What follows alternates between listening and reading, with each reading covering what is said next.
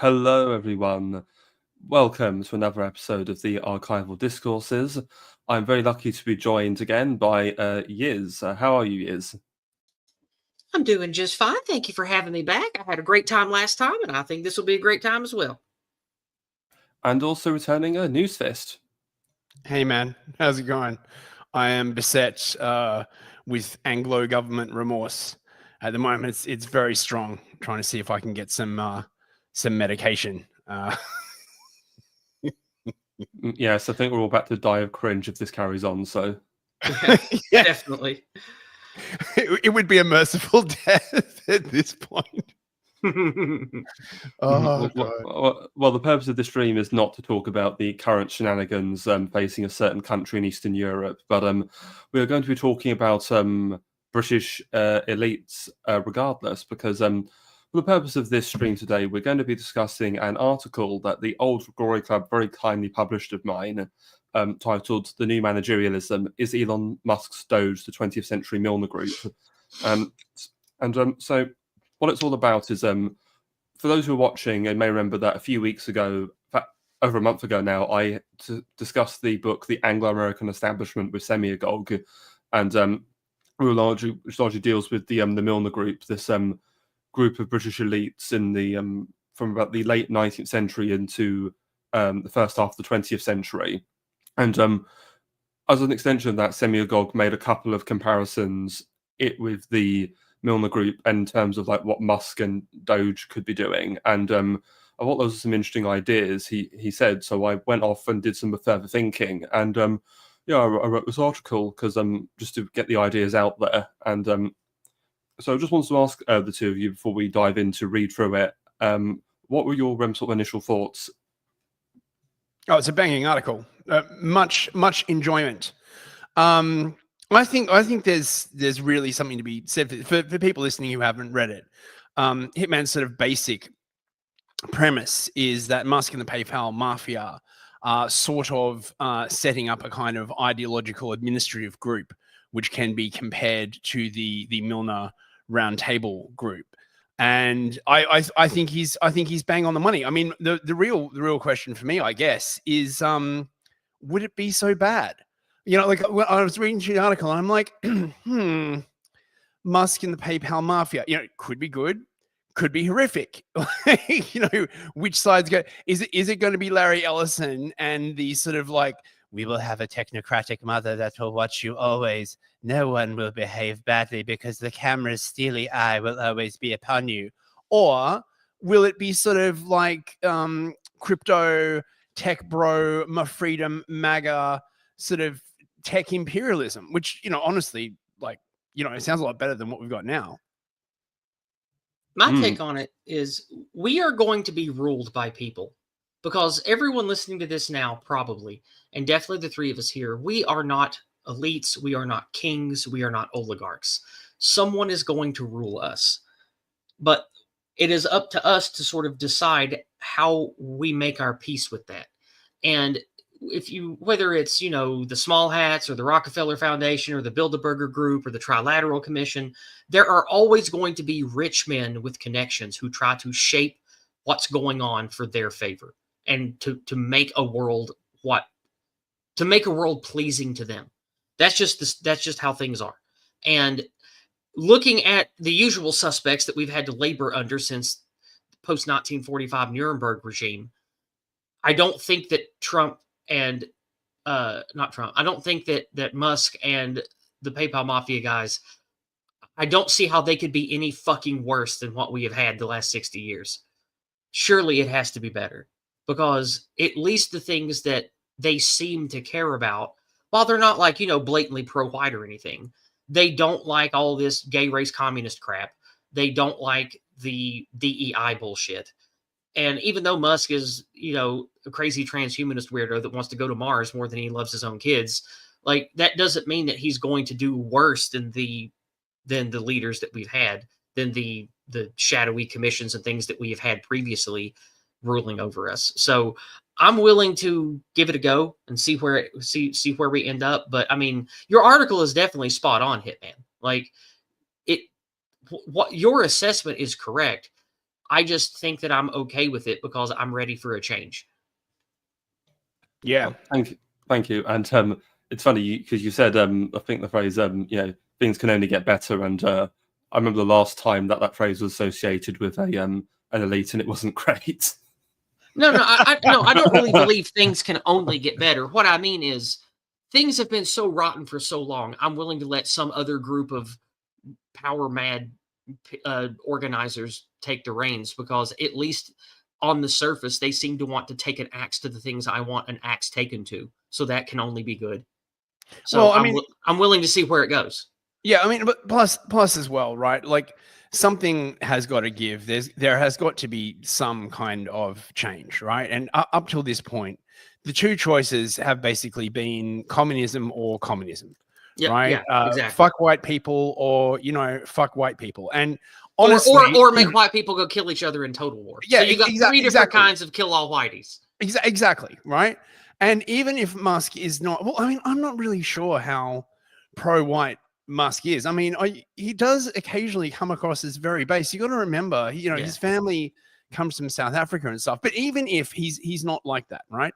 Mm-hmm. Even if he's just like, we shouldn't be hating on whites. That is a massive W. Honestly, I'll take that. Like, yeah, totally. Yeah, I'll take it. Like I said, like he doesn't have to be like he threw a Roman.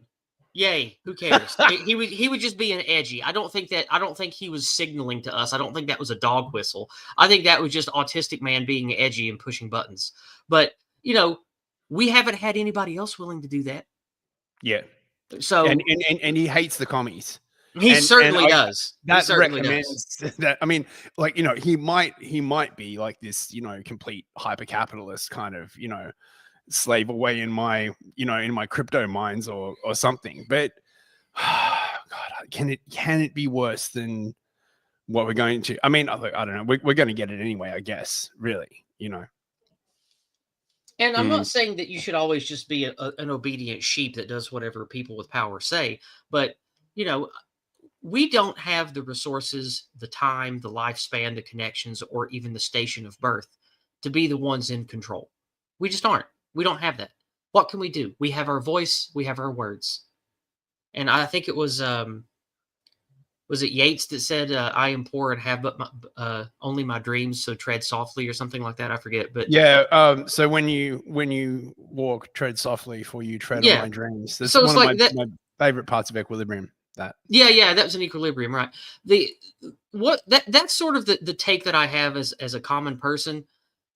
I can never have direct influence over leadership and how my country is governed. I just can't. That's not possible. We all know that democracy is a lie. Voting is stupid. It doesn't really mean much. We all know that. Like we've all moved past that. So what can we do? Well, we can let our voices be heard as loudly and as organized as possible. So hopefully people who are less rotten elites will cater to us. And I think that's what we have with Musk and Trump. So I'll take it. I'll take it over gay race communists that hate white people. Oh yeah. And might I add, to sort of address the point in Hitman's article, to engineer something like this at least speaks to a certain amount of governmental competence.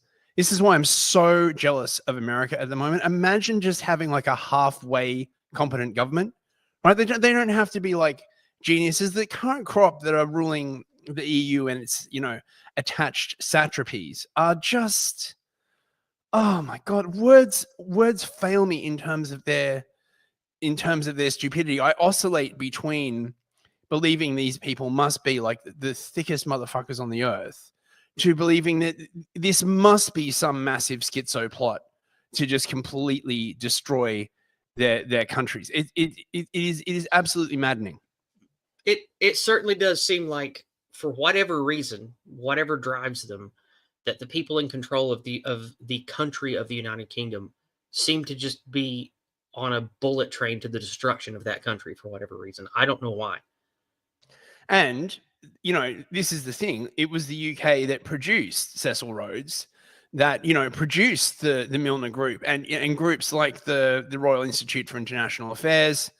And now, because I did international relations at university. And as far as I can tell, the RAAA now is basically the same as the Atlantic Council. They're all just these sort of massive groupthink shops that are like, oh yeah, Sir Fotheringham, how are we going to get into another genocidal war with Russia? Slap my ass, right? I mean, it just, I would have thought, right, that responsible governance would say you have to care about your people, like at least a certain minimal amount, so that they don't cause problems. And they just seem to have completely abandoned that precept. I think Machiavelli would be shocked by their behavior personally. Yeah, no, I think he would be. But without further ado, let's dive into the article itself. Right. Okay. Right, let me zoom in a bit. Okay. So, on the 2nd of February, Wired journalist Victoria Elliott published an article titled "The Young, Inexperienced Engineers Aiding Elon Musk's Government Takeover." She reveals the names of 6 employees of the Department of Government Efficiency, or DOGE, 2 of whom are former employees of Musk at Tesla, and 2 others who have a connection to Musk's business partner and entrepreneur, Peter Thiel. Though I'm happy that Musk has chosen to give these fine young men a chance, and certainly that's how many in our sphere feel, it's important to understand the wider ramifications of the role these young men play and the future of the American bureaucracy in the 21st century. As a new temporary government organization in the Trump administration, DOGE has been created with the aim to modernize federal technology and software to maximize governmental efficiency and productivity. President Trump has also stated that the purpose of DOGE is to dismantle government bureaucracy, slash excess regulations, cut wasteful expenditures, and restructure federal agencies. These proposals are very similar to the actions taken by the president of Argentina, Javier Milei, and will be necessary in order to purge the federal government of deep state loyalists. Afuera! Afuera! I will say I'm not really a fan of Milei as a whole, but I will have to say that's the one sensible thing he's done, which is just get rid of a load of horrible agencies. And it's very good that Musk and DOGE are copying that. Hey, Hitman, look, to be fair, when Milei converted to Judaism, right, he had his old soul taken out, right, and a new Jewish soul implanted, right? Therefore, by definition, it was delivered through foreskins. It's part of the ritual. This isn't a joke. This is actually what happened when he converted. There's video of this happening, right? So I think it's unfair. What I'm saying is, I think it's unfair to judge him with Gentile standards. Okay, right? That's all. He has a proper chosen soul now, right? And he must be judged by chosen standards. I just think it's hilarious that some guy became the leader of a country, and all of a sudden he's like, "Oh, hey, I'm a leader of a country. I guess it's time to be Jewish." I guess it's about that time. I like, just looking around the world. This seems to be the step you take, so I'm just going to go ahead and jump on in. Oh, I'm the leader of the country. I won. Oh, I'm a Jew now. Yep, let's do it. All right. Well, so what you're saying is, Newsfist, is that Milei is now like some sort of golem. Well, no, not really. The golem is clearly an allegory for the use of the Gentiles, the Shabbos Goyim, right? Which is why it's made out of clay, and why a word is put into its mouth, and why it must be given rest on 1 day a week. And of course, the story is that the rabbi that made the golem forgot to give it time off. And then it went insane and it destroyed the synagogue. It's a fascinating tale, actually. No, Milei would be more like, I don't know. It's like maybe he's the mechanical Michelin. Yeah. Amazing. I mean, he's not even a Michelin, is he? I thought that he. No, he's but in his soul. Oh. It's like the soul Michelin or something. The Michelin man or something. Michelin man, amazing. Yeah. Well, a good friend Hunger's in the chat. And sorry, before we continue, there's something I forgot to mention. We all need to thank Hunger because he's one of the people who have actually convinced me to write this article, because I was talking to him about this privately and I said, I kind of feel like writing this. And he said, yeah, go for it. And he actually helped me edit it together, because when he first read it, it was just like a load of great ideas and a bit of an incoherent mess. And he said, let's clean this up so it's actually readable. So thank you so much, Hunger. Yeah, props, Hunger. It's a really good article. Right. Musk, as the hiring of these young men shows, is being presented with a unique opportunity to create a cadre of tech bro loyalists within the federal government to replace their predecessors. However, it is important to consider two things. First, while Musk is the face of Doge, he is not operating alone, but essentially as part of a wider elite class of tech billionaires dubbed the PayPal Mafia. This is a view that has been developed by online commentators like Kingpilled. This group includes other influential figures like Thiel, whom I mentioned previously, and the current Vice President J.D. Vance. Second, the tech bro personnel hired at Doge may be more loyal to Musk and the PayPal Mafia, and not necessarily to Trump. There is a possibility that the president is allowing a rival castle to emerge under his own feet. To illustrate this dynamic, as well as the benefits and pitfalls of this scheme, even further, we have a historical example which Musk potentially is emulating. From Musk's home country, South Africa, the Milner Group. Mhm. And what's really interesting, this idea of loyalty, because you'll all remember we had what was his name, Big Balls.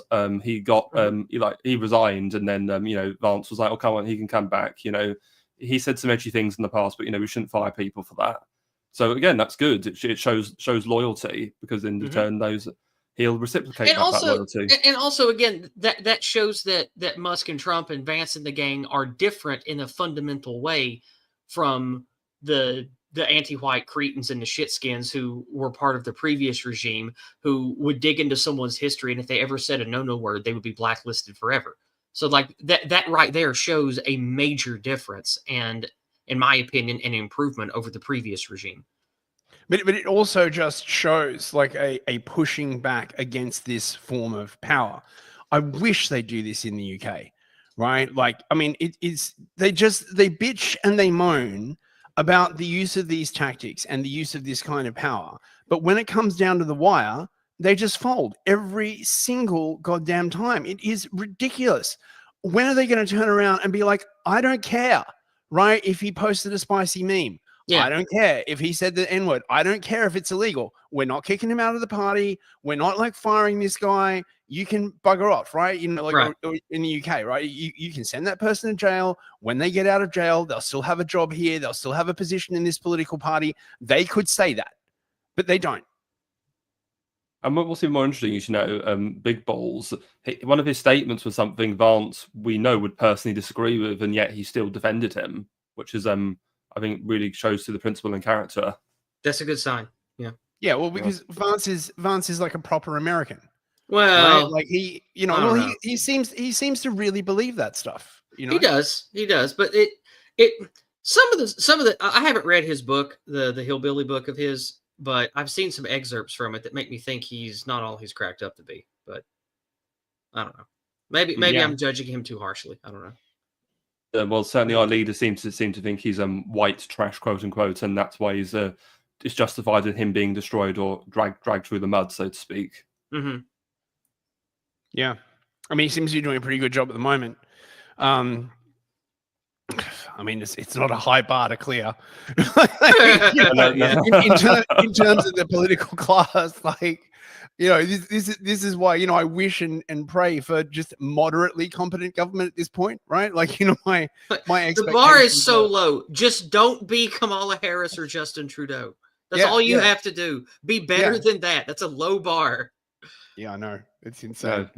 No, fair point. And one other thing we should say before we move off, again, if anybody follows the Doge Twitter account, it's just constantly like, oh, we found like billions of dollars spent on DEI crap. Well, gone, deleted, goodbye. That's and great. Great, fantastic. And I'm just sat here like, so that meme where it's like, I see what you have and I want that for me.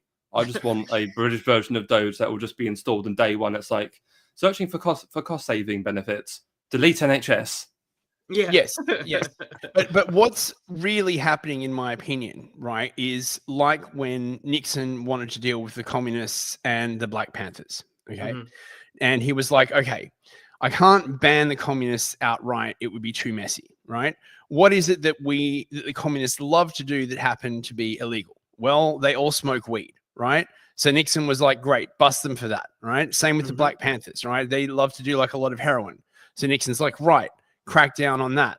I'm pretty sure that it was the political impulse that came first, and the sort of the mechanism of enforcement came second, if that makes sense. Mhm. Wow, that's fascinating. I never knew that. Really?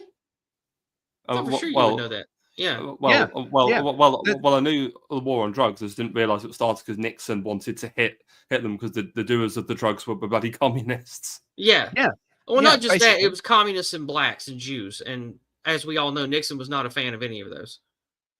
No, but if people are interested, watch the Days of Rage series Raging Mandel's doing on his channel because that Oh, book it's is so good. mental.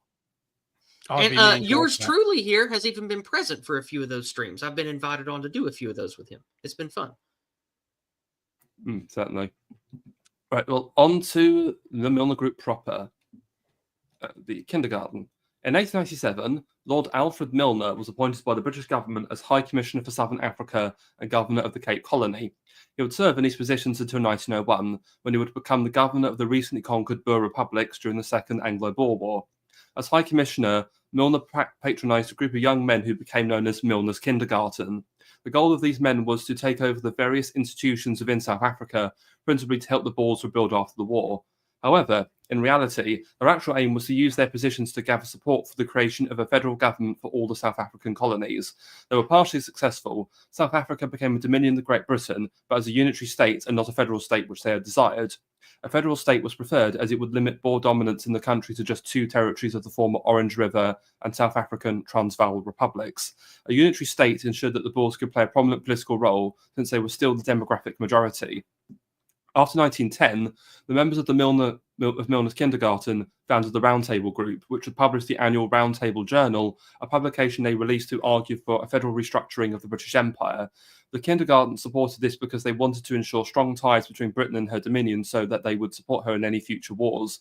The Kindergarten also supported granting dominion status to colonies such as India, as they believed in the benefits of responsible government. This term is essentially a buzzword similar to how the current regime uses the term democracy to mean progressive managerial governance. To buttress this point, Carroll Quigley had the following to say. Milner, in his distaste for party politics, for the parliamentary system, and in his emphasis on administration for social welfare, national unity, and imperial federation, was an early example of what James Burnham has called the managerial revolution.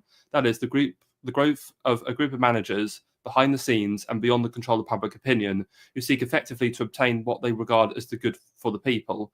To a considerable extent, this point of view became part of the ideology of the Milner Group, though not of its most articulate members, like Lionel Curtis, who continued to regard democracy as a good in itself. Do you guys want to say anything at this point? No. Yeah, can I? Sorry, can I just point out, right, that much like technology, I am not necessarily against the concept of a managerial elite, particularly in democracy where you have terms of 4 or 5 years, because these governmental systems are inherently unstable. If you want a really good example of how that stacks up, look at Russia and China, right? So Putin's been in power for like 25 years, something like that. And during that time, right, he's been able to like pick a direction and stick with it, right? Xi is basically the same. And I think the managerial elite winds up being a consequence of democracy. Not to say that Russia doesn't have a managerial elite or that China doesn't, but there has to be some kind of continuity in government that is longer than 4 years. And in times of like intense political polarization, where the leaders are swapping back and forward, and especially if you have like a ruling class, like the idiots, for example, that we have in the UK, where they just basically seem to like fall out of a car, brush the dust off their suit and like wander into premiership or parachuted in from, I don't know, fucking some Zionist limp. The problem is, I think this is Pareto. It's when they become divorced from the needs of their people, and particularly if the managerial elite begins to fill up with foreigners or people who have no attachment to the people that they're ruling over, and especially if they get infected with some kind of like crazy ideology. It's not necessarily that having a civil service is a bad thing. Just that when it goes wrong, it can go very badly wrong. Certainly, and it's worth expanding on this idea of managerialism, because obviously Quigley mentions Burnham there in that quote I lifted from the Anglo-American establishment. But Burnham very much says, the first the first two proper managerial regimes in his mind are the mid-century Germans and the Soviets, with America not too far behind. Where I think what Quigley's doing, I feel like he's almost saying that actually the British were the very first managerial regime, and in fact, you could look at the Milner Group as kind of the first deep state, because because essentially, just to give you an example, because they have very close ties with the Tory party, the Milner Group, and often on the very few occasions when the Tories are out of power in this period from 1890 to 1945, the Milner Group technically are out of power, but they always find a way to get themselves back in. And very famously, in 1929, Labour won a minority government, and what ends up happening is 2 years later, in 1931, it's largely as a result of the Great Depression. The Prime Minister Ramsay MacDonald, he decides to no, I'm going to form a national government with the Liberals and the Tories, and the rest of the Labour Party were like, "What the hell? No, why are you doing this?" And it's like, it's basically the Milner Group basically approached him and persuaded him to work with the Tories, and because ultimately, because he's a socialist, he wanted to implement a more nationalistic economy, but the Treasury were like, "No, you're not doing that," because it had all links to the Milner Group, and so rather than resisting harder, MacDonald just caved and just went with the regime basically. And and it's worth noting that a very this was it after World War One? I'm trying to remember when was Gateskill. But this sort of. Gateskill was the leader of the Labour Party in the 50s. Yeah, right. So after World War II, this coming together of both parties is also what gave the UK such soft socialist measures as the NHS, which again in itself was not necessarily a bad idea, really, right? It's just that it has evolved and grown into the horror that we have today, principally due to mass unregulated immigration. Although I'm sure that somebody at the time raised the point that providing you healthcare, how long is it going to be before the government starts telling you, "Oh, we don't want you smoking. Oh, we don't want you drinking." But the NHS, as originally formulated, much like many socialist ideas that are formulated, like, "Oh, this was originally essentially this idea that you like a sort of medical pension." Really, you pay into this thing, and then everyone gets healthcare. It wasn't meant to be this sort of thing that tells you how to live, but socialism. And I'd like to bring up, like, remember the people behind, the Fed, and in the progressive era of the United States in the late 1800s. Then you had the Industrial Revolution. You had a lot of American rich people sort of doing this kind of managerial elite concept too, of we want to own and micromanage everything on a business level. We want to have our own, for lack of a better term, corporate plantations. So it was sort of the American version of that. Instead of being like a shadow aristocracy, they just wanted to create and control these structures that Americans had to live in because they thought they knew better and they didn't want the government to be involved, or they wanted to skirt the government. That's sort of the cocksure big dick American version of that. And we see that I mentioned the Rockefellers earlier, but other rich people like the Ford family, they had immense influence over not just things in cities like New York, but they had influence over the federal government as well back then. And so I think that anywhere that we have seen, anywhere in the Anglosphere, whether it's the British Empire, the Americas, etc., it seems like there are always men who want to manage it all because they think they know better. And they think that because of whether of a station of their birth or how successful they've been with business, they believe that they should be influencing or steering the ship forward. And I one of the reasons I phrased what I said at the beginning of the stream is we are always going to have men like that. And as a commoner, as a layperson, as a middle-class person, the best that we can do is to appeal to the best choice of that type of man to be the one who has the most power and influence. And I don't think that in our lifetimes we are ever going to be free of this entire structure. Like, society is too complex, and these systems require upkeep and maintenance and whether you want to call it a democracy or a constitutional republic or just the way the modern era functions, there are going to have to be people that keep things together and keep the ship moving despite the competency crisis, despite famine, despite inflation. And I do think that sort of falls onto the shoulders of these managerial rich people who know each other and are industry leaders and shit. So that just seems to be like, if we have modern gods, it's people like Musk. And Yeah, we and there have is to another acknowledge side. that and operate in that shadow. Go ahead, Newsfist. Sorry, there is another side as well, where the population or the government will sometimes beg these people for solutions. It's not always just purely wanting to be in power and run stuff, although it does seem to have definitely devolved into that condition. But you do have examples where the population really want something solved, and these people have the competence to do it. Power is always going to reside somewhere.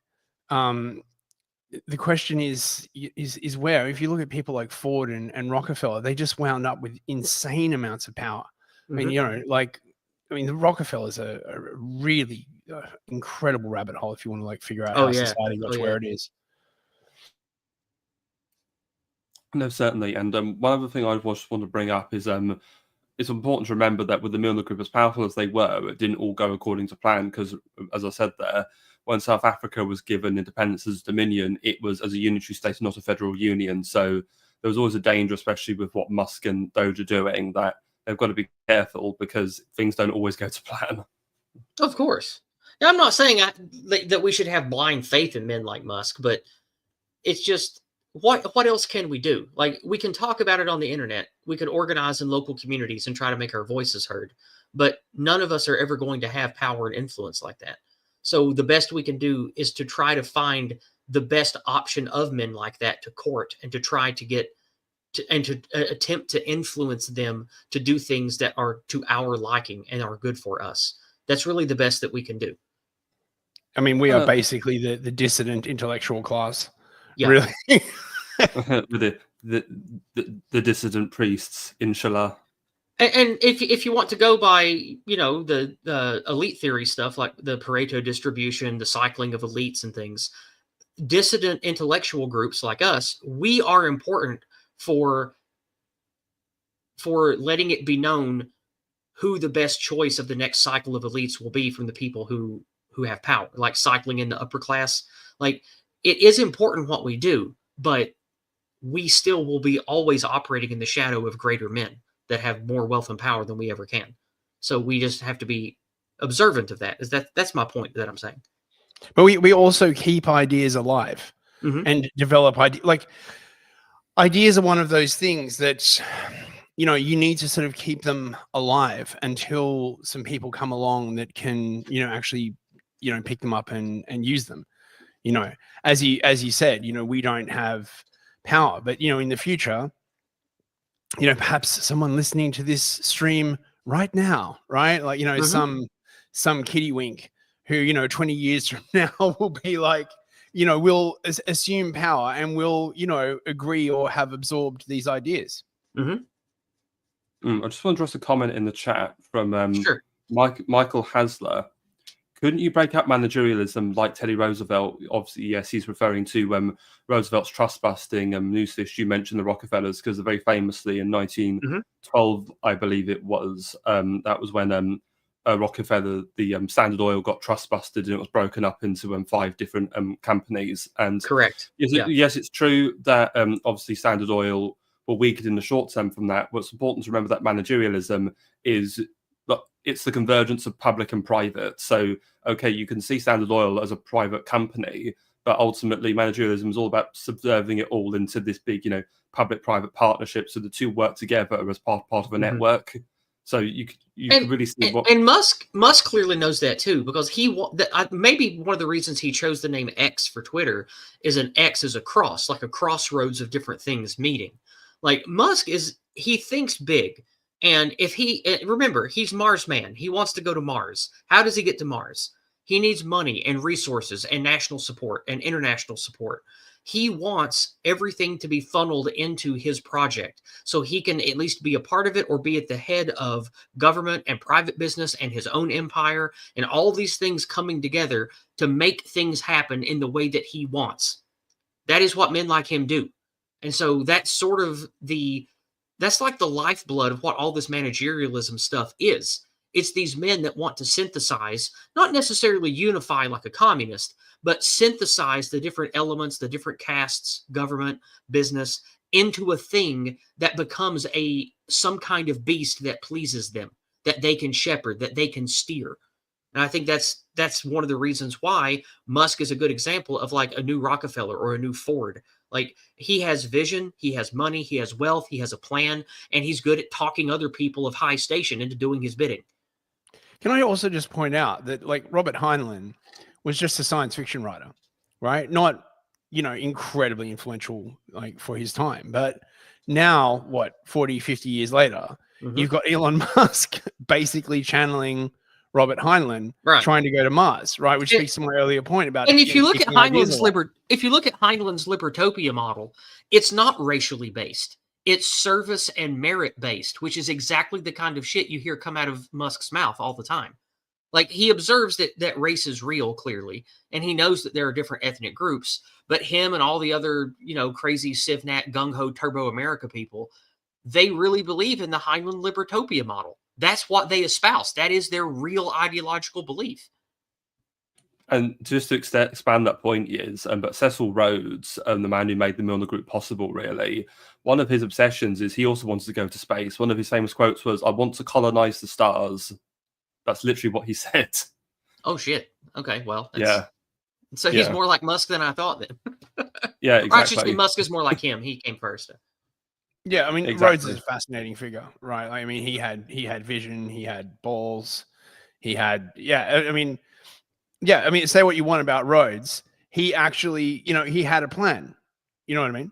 Mm-hmm. Yes, and that's why he made Alfred Milner the chief executive of his will, as we're about to read. So, okay. It's important to understand the potential parallels between Musk and Milner. The latter was able to become a powerful patron as a result of an intersection of three factors. Firstly, there was a financial factor, as Milner was a wealthy financier and he was the chief executor of Cecil Rhodes' will, giving him control of a vast inheritance which was used to set up the Rhodes scholarships. Secondly, there was a political factor, as Milner himself had ties with the Cecil Bloc, a faction within the British establishment at the time led by Prime Minister Robert Gascoigne Cecil, better known as Lord Salisbury. There was another member of the bloc, Joseph Chamberlain, serving as the colonial secretary, on whose recommendation Milner was appointed High Commissioner for Southern Africa. Finally, there was the intellectual factor.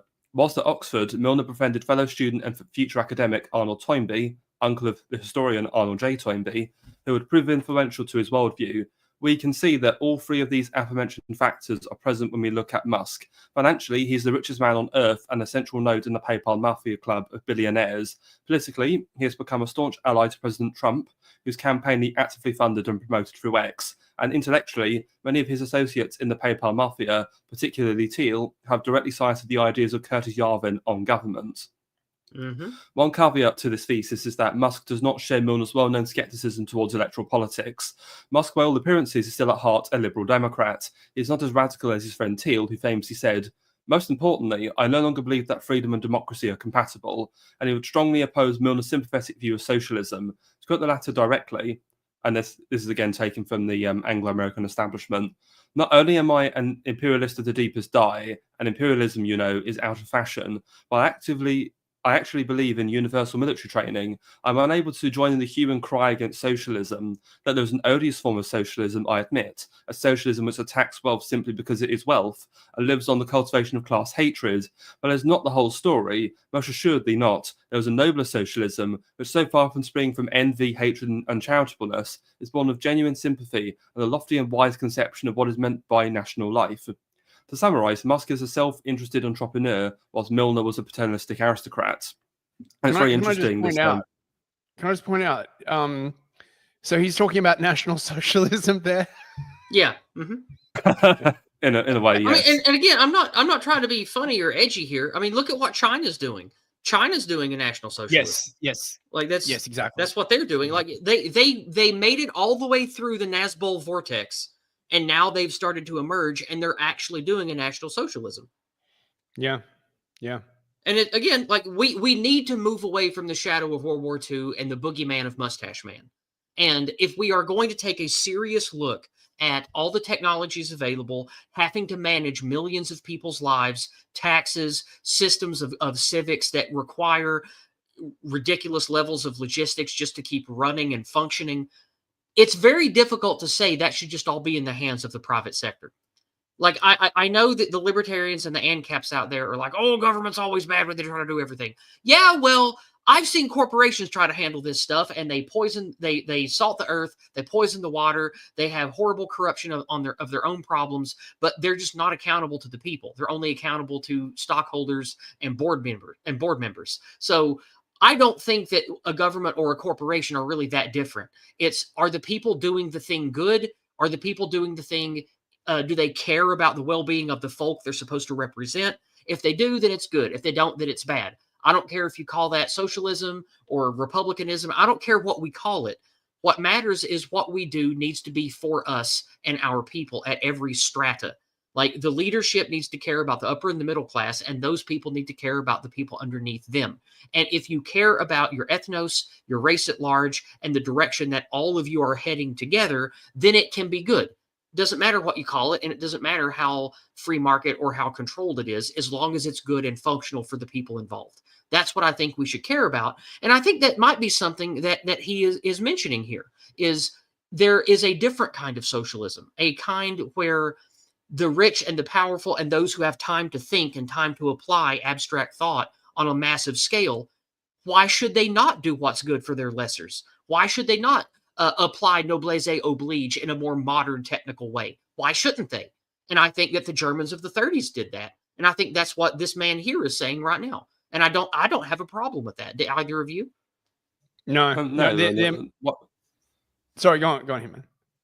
Yeah, no, I mean, on paper, I agree with Milner, but one important caveat I need to share is it mentioned, he says here he supports universal military training. Well, I did a stream a few weeks ago reading through several speeches Milner gave over the years between 1905 and 1913, and he was absolutely fanatically obsessed with national service, a bit like, you know, a certain Tony Blair is obsessed with digital ID.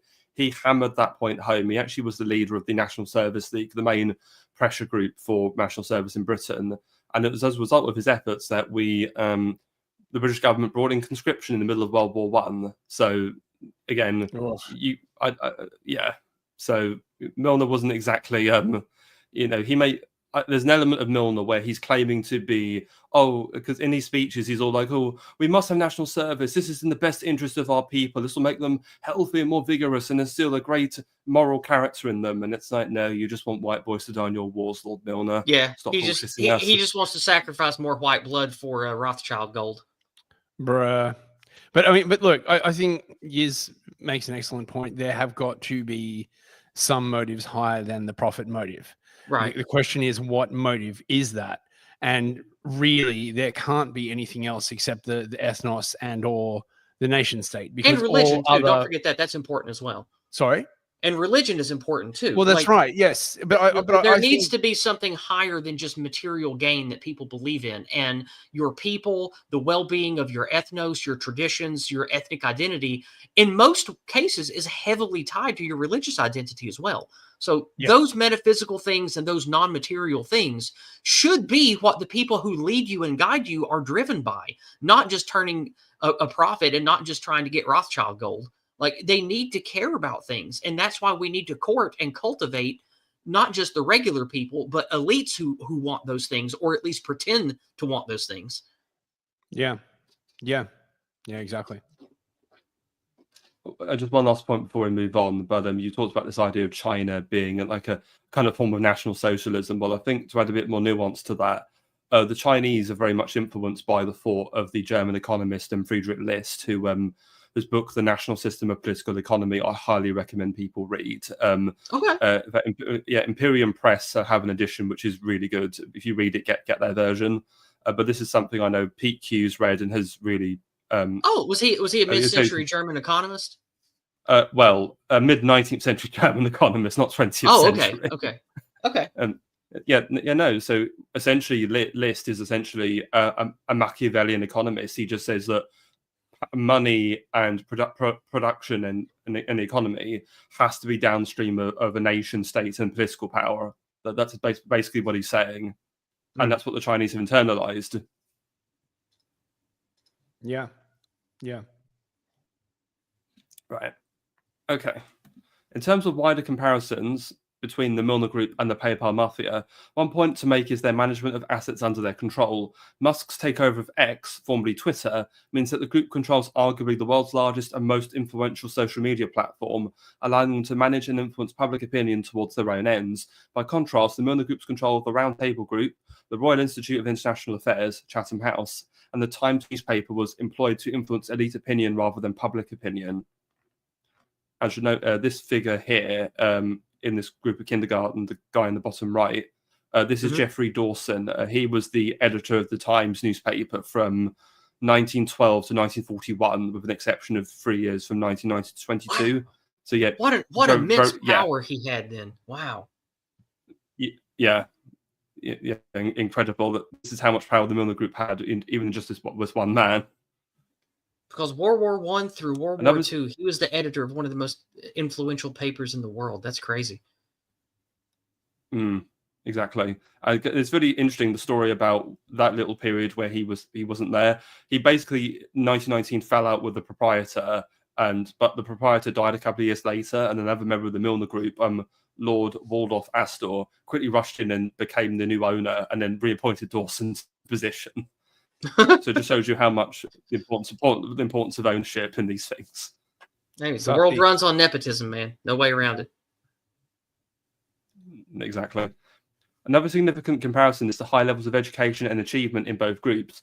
Many of the kindergarten members were graduates of New College and Oxford. Sorry, I should say this is not quite worded. What that should really be is that New College is a undergraduate college at Oxford University, and there's other colleges such as Balliol, and then there's a postgraduate college called All Souls. And members of the Milner Group massively over-index from these three colleges. You can almost say that these Oxford University was basically a recruitment ground for the Milner Group, essentially. Okay. Yeah. Okay, and many became wealthy and hugely influential in media, politics, and business. With the PayPal Mafia, 3 members of one associate are graduates of Ivy League colleges, so Musk, Vance, Ramaswamy, and Yarvin. I don't need to list the accomplishments of these men, as they are almost all household names today. I will note, though, that Peter Thiel, though he didn't go to an Ivy League university, he still went to a very reputable college. He went to Stanford in California.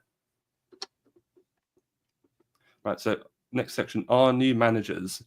While we've established the numerous similarities, there are significant differences between the two governments over which each group had influence. It is important to understand the nature of the British Empire in the 20th century versus the United States in the 21st century. The Milner Group had greatly influenced Britain during and in the lead-up to its involvement in the First World War, through notable members like Lionel Curtis and Alfred Zimmern, the former arguing for the transformation of the British Empire into the Commonwealth of Nations, and the latter being influential in the creation of the League of Nations. As a result, Britain's formal governing empire was dissolved, though her informal financial empire survived. In contrast, the global American empire, or GAE, has, and by the way, I use that term mostly because everybody recognizes it and knows what it means. So that was I personally don't like it, especially as with a lot of the arguments Semyagog's been making. I think he's been very much strongly vindicated, especially the events of the past week. So yeah. And since the Second World War been largely informal, with financial influence over all other Western nations rather than direct imperial rule. But the Trump administration's desire to annex Greenland, the Panama Canal, and even Canada would be a shift to a formal empire if it were actually carried out.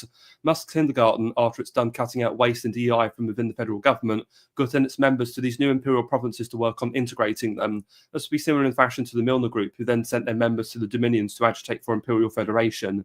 Musk may be the first to accomplish what Milner and Rhodes never could. To quote from Rhodes' first will in 1877, The extension of British rule throughout the world, the perfecting of a system of immigration from the United Kingdom, and of the colonisation by British subjects of all the lands wherein the means of livelihood are attainable by energy, labour, and enterprise, the ultimate recovery of the United States of America as an integral part of the British Empire, the consolidation of the whole empire, the inauguration of a system of colonial representation in the Imperial Parliament, which may tend to weld together the disjointed members of the empire, and finally the foundation of so great a power as to hereafter render wars impossible and promote the best interest of humanity. Again, highly idealistic and what he's expounding there, and again, another pitfall, I think, for Musk and what he's trying to do.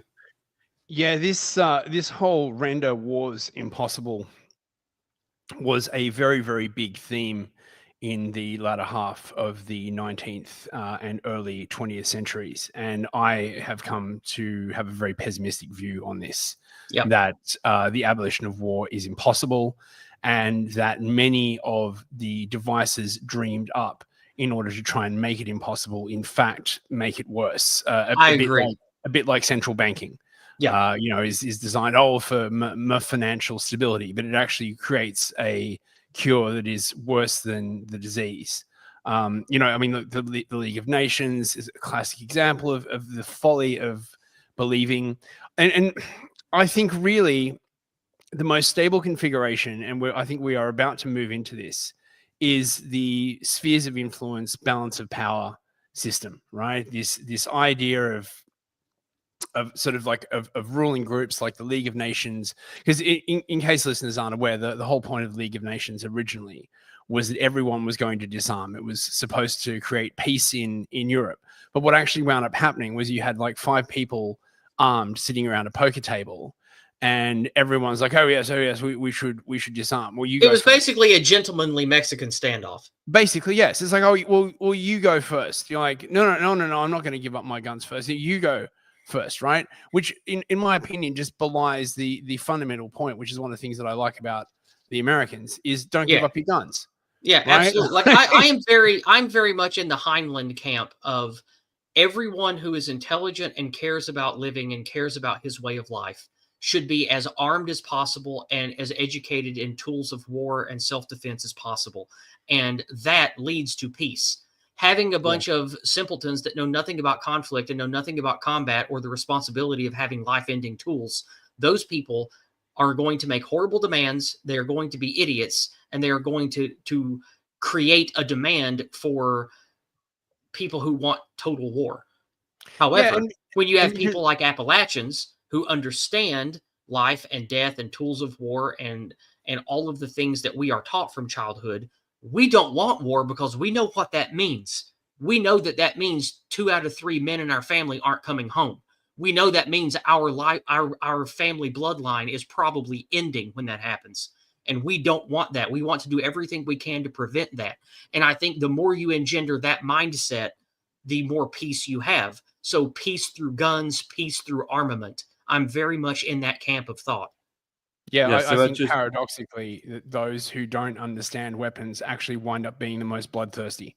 Yeah, absolutely. They do not understand the effects. And not to bust on the entire female sex, but that's one of the points that Queen Victoria made, or Queen Elizabeth made, wasn't it? About if women got their way and were in charge, it would be the most cruel and brutal regime. It was which queen said that? It was the one before the last one.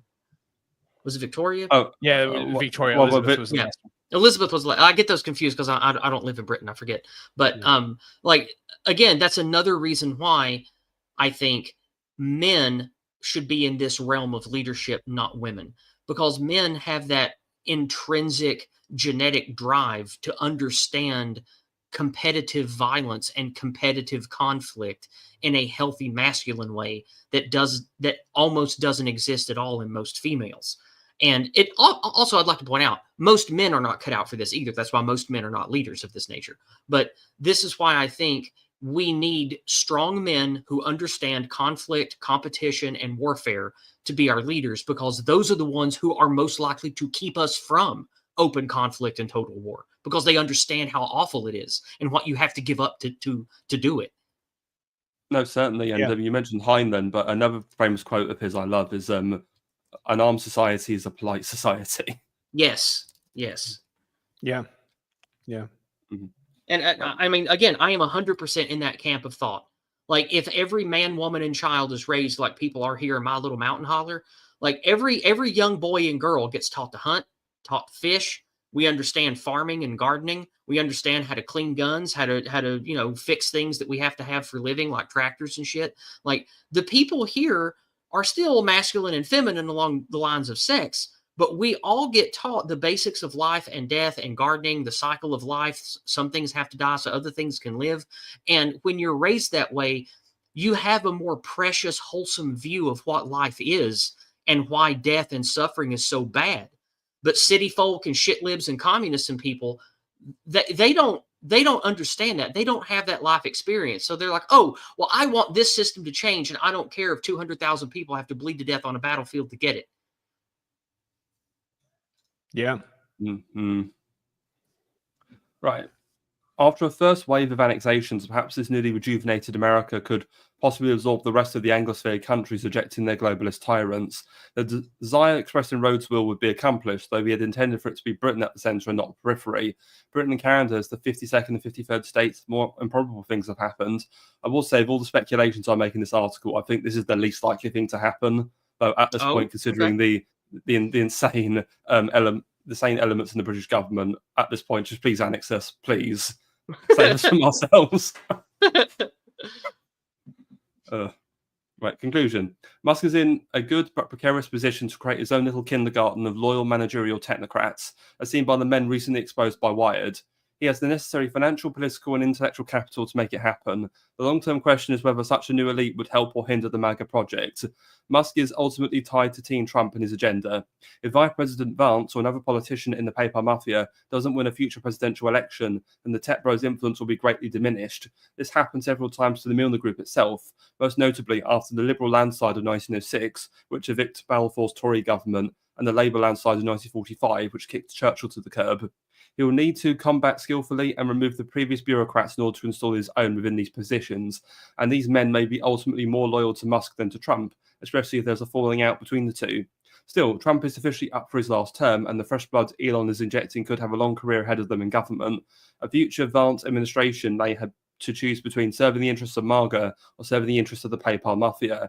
Only time will tell what actually happens, but the next 4 years will certainly be interesting to watch. And just on that last point, obviously, as we know, a certain Vivek Ramaswamy has been put out to pasture in Ohio, but I would have to say one sign of the PayPal mafia betraying MAGA, I think, would be Vivek making some sort of comeback. What's your thoughts on that? Well, I think that it is obvious with statements that we have heard from both Ramer-Schwammer and Mr. Musk about H-1B visas and the way that they look down on the downtrodden white people of America. It's very clear that these men view us from an echelon, from a platform where they don't feel connected to us by ethnos. They don't feel connected to us by race. They don't feel connected to us by religion. They look down on us like we are others, like we are different, like we are cattle on a ranch. And I'm used to that from people, but it still hurts to hear that kind of talk come from people who are the best option that I have right now. So we need to keep in mind that the best we can hope for right now is that some things get better, but we will need to cycle out people like Musk and Ramer-Schwammer if we want to have a real country or a real empire. We will need more galvanized, more ideologically aligned people like, I suppose I should say, we need men who are men of the people, but at that echelon. We don't need these detached technocrats. We still need people to manage these technocratic elite. I think that we will always have them, at least until things dramatically change in the far future. I can't predict. But we need men that are of the mean of Donald Trump, but of a better soul and of a better heart than Donald Trump to manage people like Ramer-Schwammer and Musk, excuse me. I think the most likely point of friction between MAGA and the PayPal mafia is the evolution of technology, right? Mm-hmm. so you can see this sort of moving in two directions very clearly at the moment, right? So the EU, they want like the full control grid, the use of technology, central bank digital currencies, AI prowling over social media, ready to like cancel you or imprison you for wrongthink. But the new technology, it does not have to be that way, right? There is another form of this technology that is backed by fundamental rights, backed by like a constitution, where if the government tries to do this stuff to you, they won't be allowed. There's like robust legal oversight.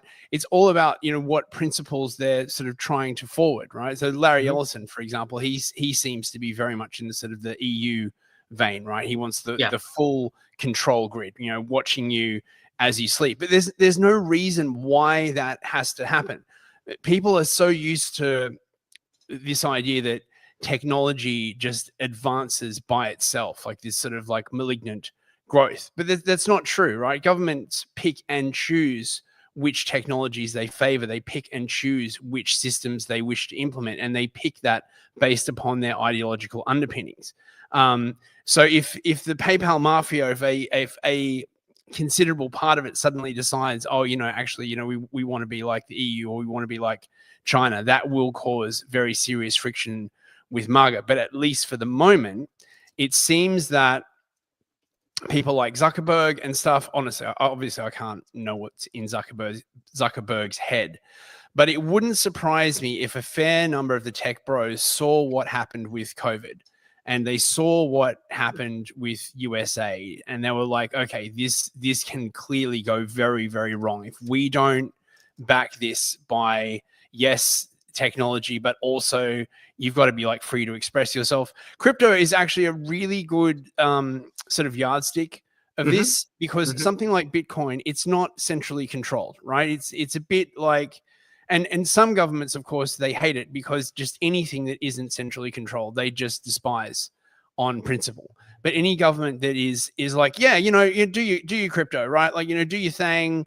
We don't really care. Like, it's not our problem. That, in my opinion, is a very, very good yardstick that the ideas underpinning the technological, the fourth industrial revolution could go in a good direction.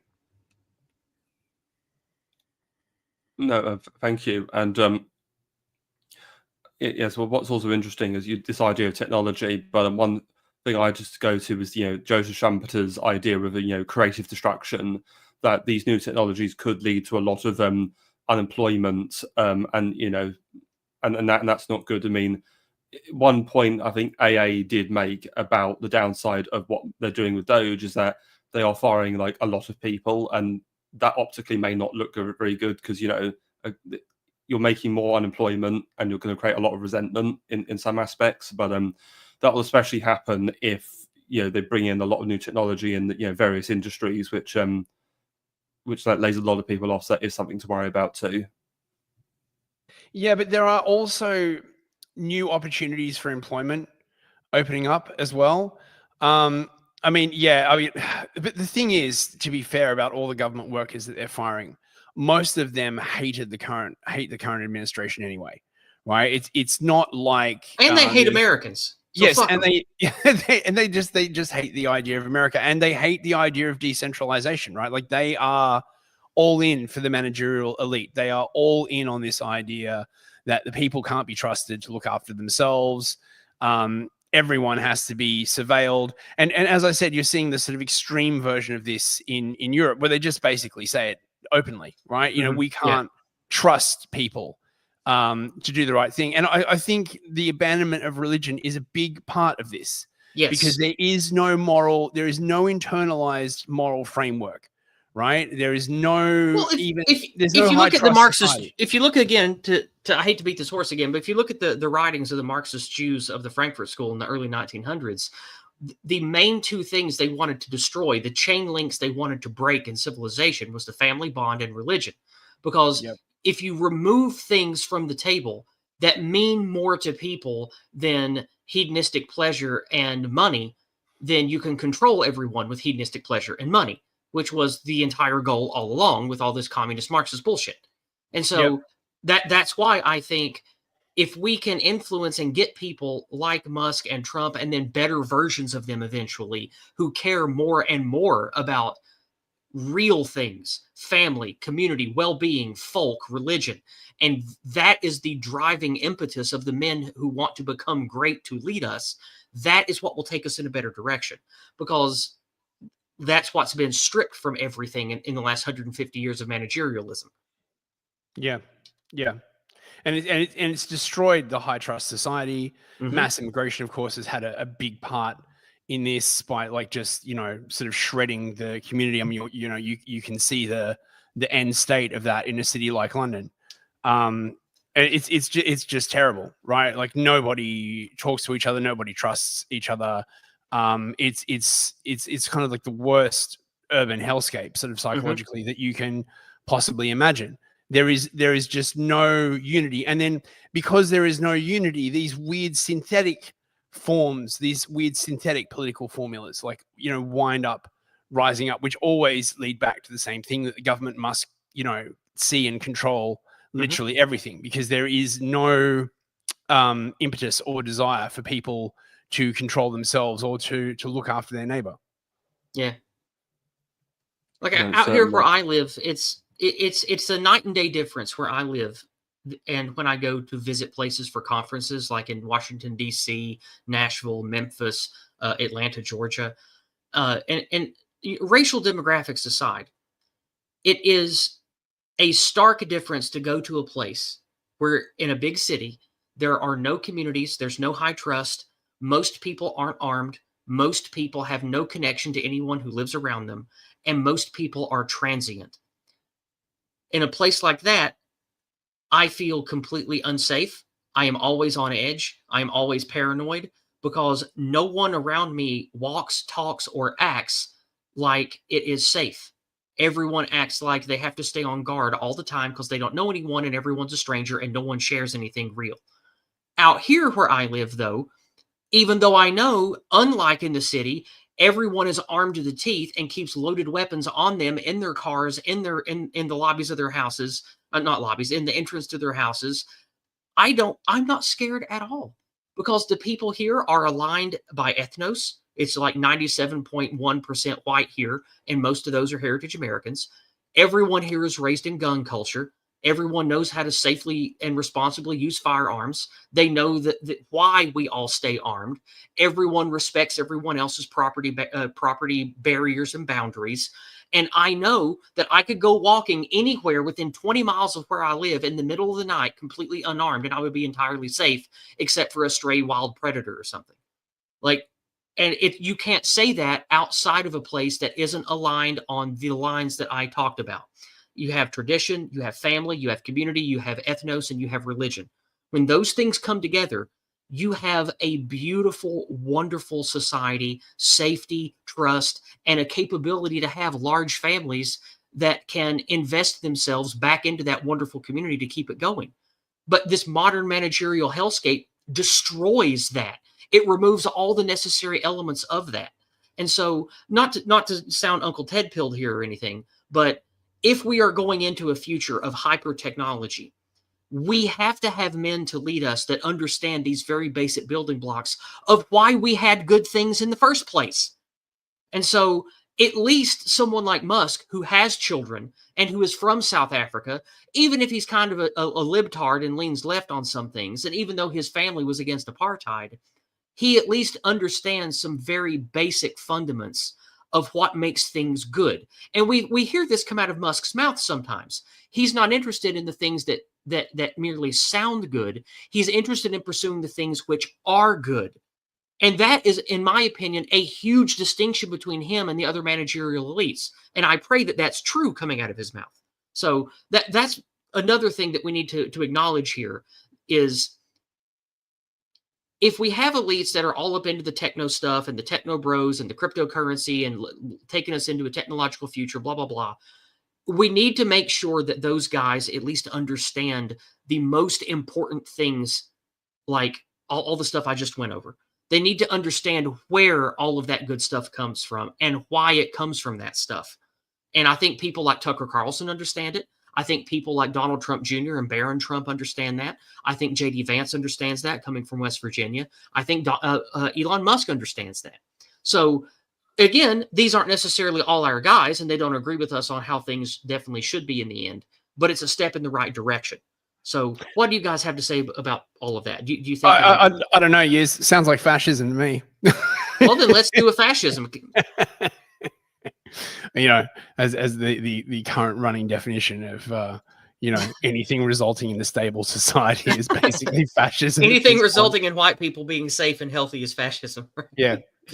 How are we supposed to do a heckin' wholesome communism and kill all the white Christians if you got like stable families? Yes, come on, get with the program. No, but seriously though, like, what do you guys think about what I just said being reflected by statements and posturing by the people that I named? Do you think I'm off base, or do you think I'm onto something there? No, I think you're onto something. I think that I think there's something sort of very deep and possibly biological sort of going on here. Mm-hmm. And even if God, this sounds so fash, but like I don't think fundamentally that, you know, you can, you know, particularly people like the Americans that are, you know, much less cucked than the Euros, can see their culture destroyed without, like, you know, sort of feeling very deep bond and a wish to like regain that, right? Say what you like about some of the forms of Christianity that have arisen in America. At least they have religion, right? Mm-hmm. You know, in the UK, it's, you know, a choice between the Church of England with like gay and female priests and the Allahu snack bars. I mean, yeah. So, yeah, I think they do represent that. Okay. Hitman, no, what do you think? No, I very much agree with you. Oh, and fundamentally, I mean, there's a saying Iron Duke likes to use, which is okay, something's not perfect, but it's a bit like riding a bus. You ride the bus as far as it will take you, and when it won't go anymore, you get off and, you know, you take another bus. So we need to, you follow Trump and Elon as far as you can go with them, and when they stop, you know, going as far as you want to, then you find something else and you support that instead. Yeah, I think that's fair. But at least they're doing something, right? Like at least they had ideas and they followed through on it, right? I mean, you know, you just don't see that. Like this is the whole problem. Again, to go back to the managerial elite, they don't really believe in anything except managerial power itself and some sort of vague thing they're trying to work towards, which almost always winds up being communism, because the ones that don't have sort of any sort of fixed ideas wind up being subverted by the communists who do have concrete ideas, right? So they never ever do what it is they say they're going to do, because in their opinion, democracy is not about representing the people. Democracy is about managing the people, right? It's about herding the people, right? It's not about addressing their grievances at all. It is about managing their grievances while continuing to do whatever. It's about obviating the results of their grievances. That's what it's about. Yeah, well, because basically they've already decided, right? Mm-hmm. This is the thing about managerialism. They don't believe in democracy at all, because they're just like, oh, well, you know, what the fuck would you know, right? Have you got a politics, philosophy, and economics degree from some mid-tier university in the West Midlands? I think not. What the hell do you know? You just wind up with these mid-tier managers, you know. Yeah. Do we have any super chats, Hitman? Yes, we do. We've had 2 on Entropy. So the first one, Hunger for $10. Thank you so much, Hunger. One of the most positive things about the Trump admin 2.0 is removing the boot off the neck of competent young whites. At the moment, MAGA and the PayPal Mafia are aligned to this because of the competency crisis. This will change as MAGA demands the disenfranchisement of other groups, i.e. Indians. Yes. Well, it goes back to my comment about Vivek. It's a very important note of this, that, you know, does Vivek make a comeback from being relegated to Ohio? Right, but look, the playing field has not been level for a long time. I was reading this fascinating Twitter thread yesterday where someone was asking Grok about the one of the reasons why all these rural gas stations and hotels are owned by Indians. Well, it turns out if you're Indian and you come in on H-1B visa, you can access $500,000 in government financing because of diversity.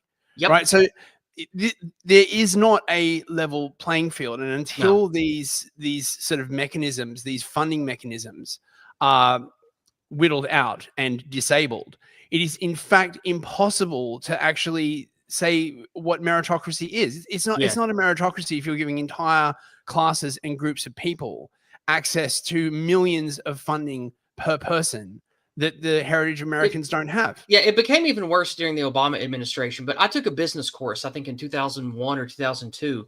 I sat in on it. I didn't pay for it, and it was a business lecture being given by a guy who was a self-made startup guy. Like he tried a bunch of stuff with like Amway and a bunch of the other things going on in the 90s. And he had a lot to say about starting a business and being an entrepreneur in America. And one thing that he made sure to let us know is if you are a heritage American and you're born here and you go to the government and say, hey, I have a great idea for this business. I want to start this restaurant chain. I want to open a hotel. I want to start a farm. And you say, I would like a loan for $200,000 to get this started. They will laugh in your face and spit at you. But if you're a Mexican, an Asian, or a Jeet, and you're here via the visa program, the government will give you at least $100,000 in startup capital, even if you have no assets at all. So I'm sure that it became much worse in the last 20 some years. And so I learned that more than 20 years ago now. So that has been going on long before there was an Obama. This probably had been going on since the 80s or 90s, I would imagine. Yeah. And I think this is the reason for the fundamental Jeetification. I mean, not just in America, but also in the UK. I mean, we've got no idea. Like, you know, I'm absolutely certain exactly the same thing happens in the UK.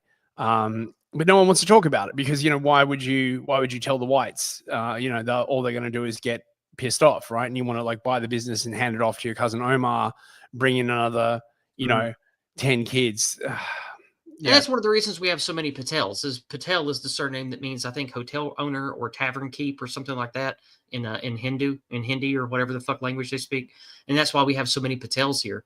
Is they change their name to that because it means, you know, proprietor or business owner or some shit. And they're the ones that own all the gas stations and hotels. So it's the No Patel Motel. No Patel Motel, yes. Right, Hitman, more super chats?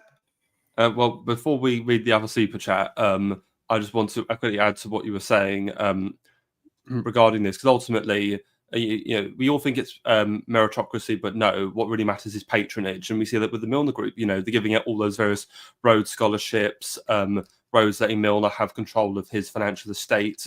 And because it's what you could do, you bankroll people you want to recruit who are going to be loyal to you. And then that's ultimately what Doge are doing. Fundamentally, and let's hope they stay on that path. Yeah, let's hope so. Yeah, the real question is, are they going to turn it around and start directing these funds towards based people? It'll be interesting. I mean, the ARC conference that I was at the after party at was a bit like that, but that was you know, all that money seems to come with the condition that you must be very fond of the nation of Israel. You know, I don't know whether, you know, there will be an actual sort of push to release funding to people who are more ideologically neutral in this issue. It doesn't seem likely. Yes, it starts. You guys for your Gula Cafe start receiving Elon bucks. Yeah. Right, so hey, if I get my Elon bucks, and they're offering trans-American status, I'll use those Elon bucks to get Newsfist over here. Oh, nice. Nice. My trans-American surgery is, mate, it's going to be expensive. You know, just getting my gun lengthened is going to cost a hefty amount.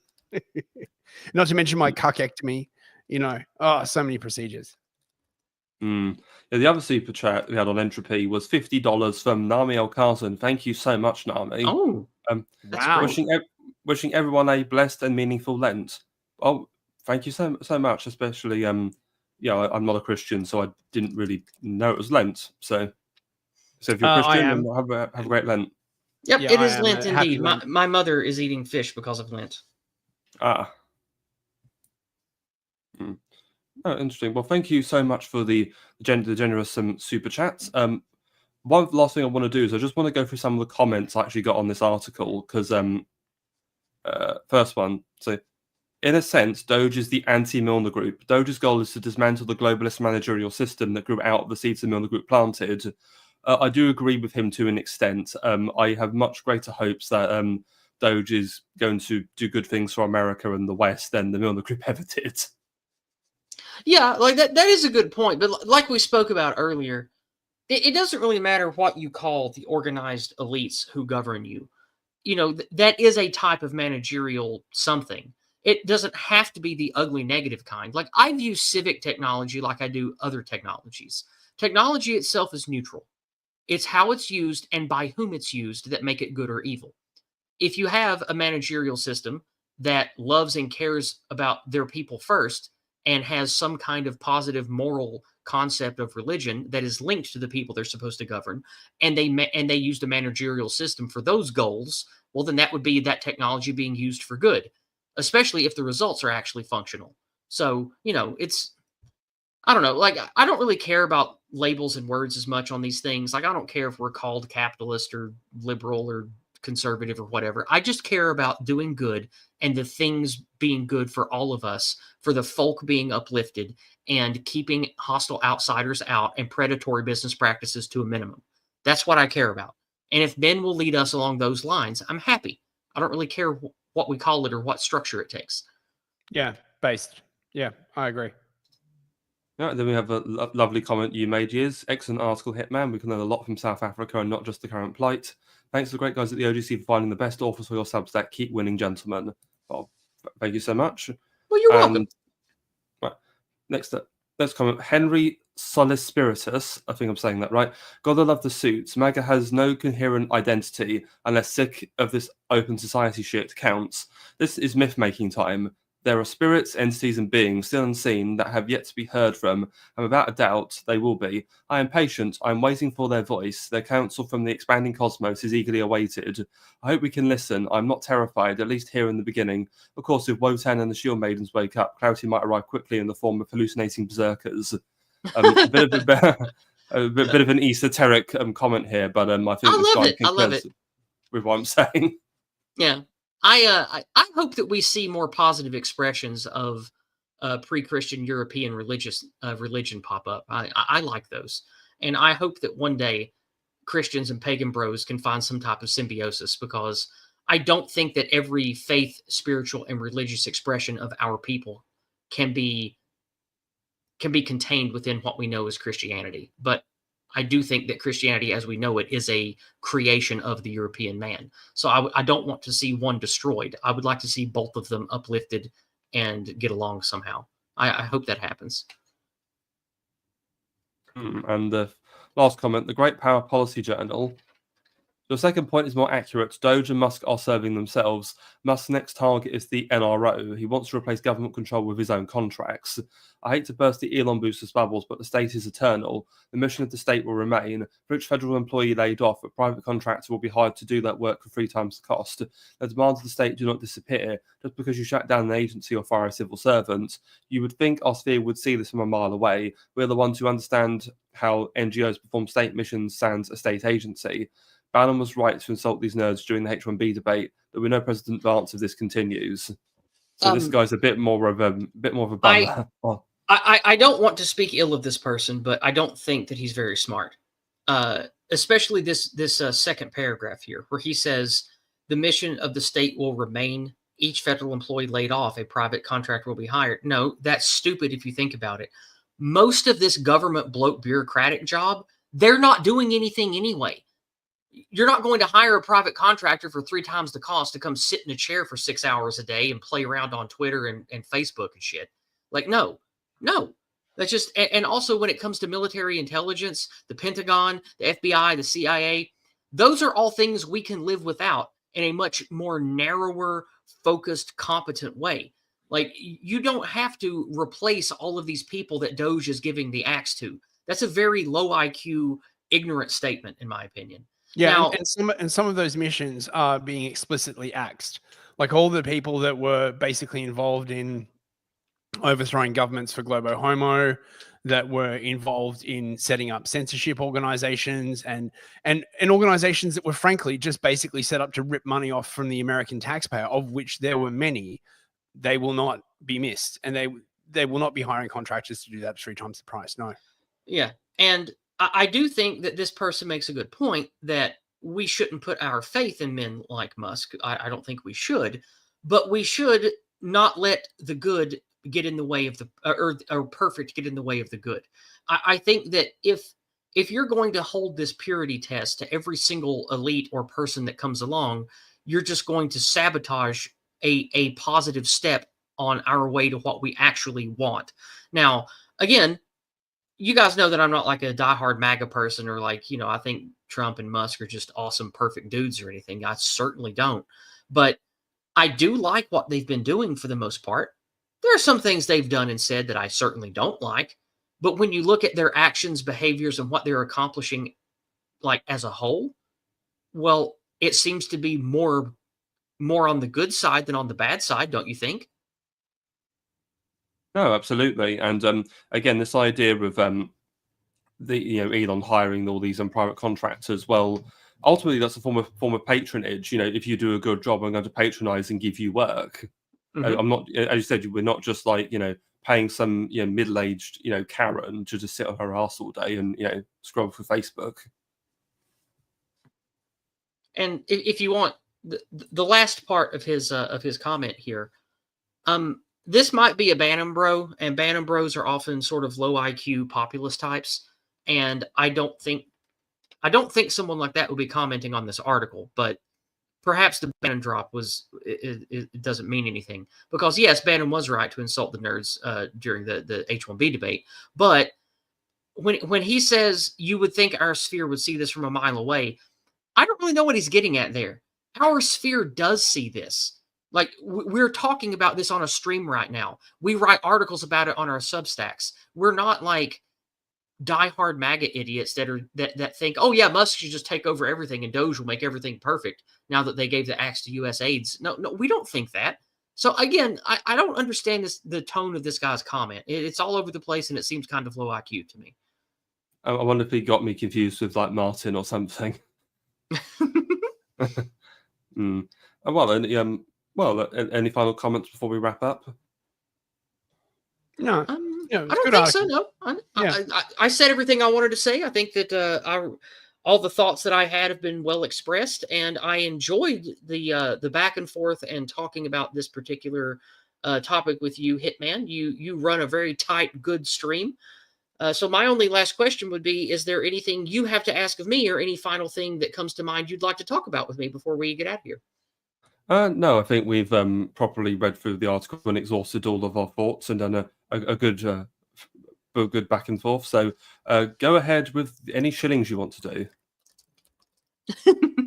We'll let Newsfist go first. Oh, yeah, okay. So I do a twice weekly news show called Happening TV on Monday and Thursday nights at 8 p.m. GMT. It's the news of the day with memes and cute animals at the end. As iBleach, I also do on Thursday nights with Yiz, Empire of Lies, and Gulag Cafe, although I've got to take a break for a couple of weeks, to be honest, because my brain is exploding. You can find all of my links at www.newsfist.net. Buy it now. It's free. You can find most of my... Oh, sorry. Go ahead. Sorry, I was just going to say, what, you taking a couple of weeks off for your Trans-American surgery, Newsfist? Yes, that's right. That's right. I have to get some very deep, invasive brain surgery. When I come back, I'll have the proper accent and all that kind of stuff. Hey, if you live around here long enough, I'll teach you. No, seriously, come live with me. I think you and the missus would love it around here. I think you'd feel right at home. We're definitely going to come see you for sure. Because I don't think there's any more beautiful place in the world than the hills of East Tennessee and West Virginia. It's beautiful here, man. But if you want to find me, I am Yiz the Eunuch at pretty much anywhere you can find me on social media. I have gabminds.com and Twitter/X. You can also find me on Rumble, Odyssey, and YouTube, of course. I do Discordant Dragons on Monday evenings, 6 p.m. Eastern American time, 11 p.m. UK time. It's a variety show, not a variety show. It's a panel show where we cover the news, much like Unpopular Opinions, but better. And it has a swift structure. The whole stream is done in between 2 and 2.5 hours. We cover 5 news topics a week, and I share anything that I think is white pilling, funny, and we always do a meme review at the end of every episode. So it's a lot of fun, but it does not stay up on YouTube, because whenever I leave these streams up on YouTube, for whatever reason, one of the anti-white trolls in YouTube always gives my channel a strike when I leave these streams up. So I have to delete them immediately. You can find the backlog on my Rumble and on my Odyssey. And for whatever reason, my findmyfriends.net thing doesn't have my Rumble on it for whatever reason. So I guess I'll have to talk to Charlemagne about that and see if he can get that added. But regardless, definitely come check me out. And like Newsfist said, we do a fun hour-long stream at 6 p.m., 11 p.m. UK time every Thursday night. But for the next couple of weeks, we're taking it off because we need a break. Thank you. And in terms of this channel, so next week, the archival discourses is going to be on Monday instead of Tuesday, because I'm going to be having Todd Lewis back. He streams normally on the Tuesday on his own channel, so to not like outstream him, we'll do on Monday to better suit him. We're going to be discussing Polybius on the Roman political constitution from book 6 of his history. So if people are interested in that, please come and give that a watch. Furthermore, at some future week, probably the week after next, I'm probably going to be covering Ibn Khaldun's concept of Asabaya and read segments of his Muhammad's introduction to history. So Asabaya, very, very important concept for our spheres to understand. And also, if you want to support the work on my channel, please become a channel member where you can support me and get access to many payable streams in the back catalogue. And so thank you, everybody, for watching, and good night. Good night, everyone. Good night.